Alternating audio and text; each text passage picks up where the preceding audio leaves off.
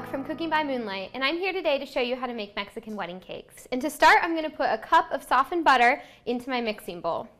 Mexican wedding cakes were one of my favorite cookies growing up. They're a really light and delicious cookie with a lot of flavor. They're usually flavored with pecans or another nut, so they've got this really nutty, delicious taste. Sometimes people call them Russian tea cakes. I've heard them both ways. I grew up calling them Mexican wedding cakes though. So to start, we have a cup of softened butter in our mixer, and I'm going to add 1/3 cup of sugar to that. And put that in, and I'm just going to let those cream until they're all nice and mixed up. You really do want to make sure that the butter and sugar cream, because Mexican wedding cakes actually don't call for any leavening agent, so there's no baking soda or baking powder. There's nothing to make it rise in there. What's going to keep it nice and fluffy and delicious is this butter being creamed properly. So you're going to turn it on and let it blend. It should take about 3 minutes before it's really fluffy. You're going to add the rest of the ingredients. So I'm going to add 2 cups of all-purpose flour. It doesn't sound like a lot of ingredients, but this actually makes quite a few cookies, probably about 2 dozen.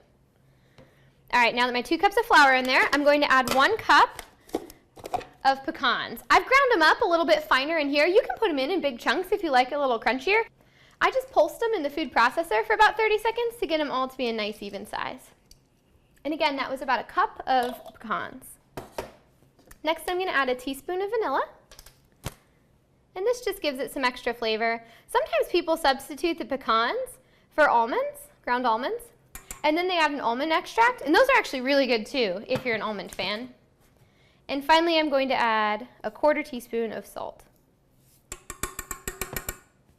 All right, and I'm just going to turn my mixer back on and let this process until it's all nice and mixed up.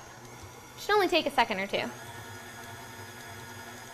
All right, after you've let everything mix up, it should be a pretty crumbly dough. So it's not going to look quite like chocolate chip cookie dough that maybe you're used to. See how crumbly this dough is? It's a very fluffy dough. We're actually just going to take it now and roll it into small balls and put it on a cookie sheet. You don't need to press it too much. Just get it into about a ball-sized shape. It should be a little bit smaller than a golf ball. You can make these as big as you want. They just take a little bit longer to cook, and you'll end up with less in the end. But they'll still be just as delicious.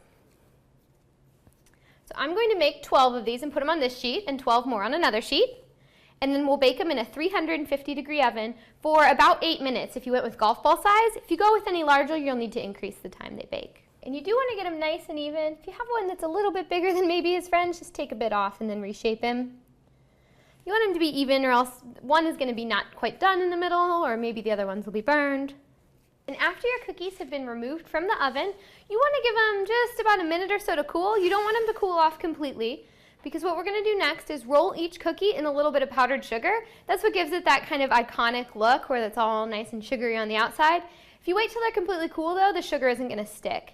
Remember, since they're really hot, I'm going to use a spoon to pick them up here, just the tips of my fingers.